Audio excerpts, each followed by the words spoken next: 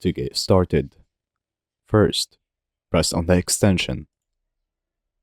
As you can see, there's many different functions you can use.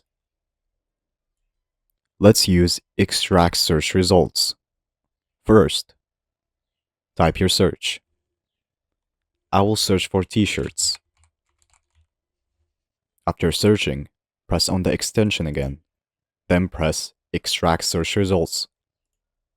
As you can see, 24 items were found. To add more items, simply scroll down.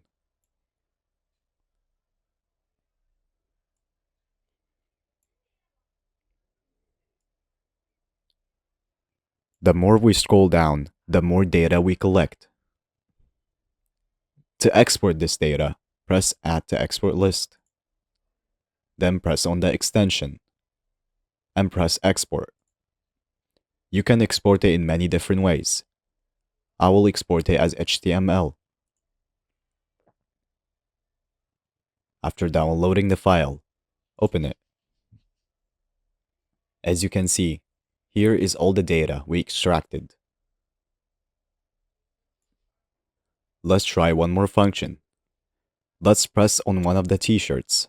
I will choose this one. Then let's press on the seller. Now let's press on the extension. As you can see, we have extract seller listings available now. Let's press on that. To add more data, do the same thing. Scroll down. Now, to export this, press Add to Export List. Then on the extension again. Then press Export.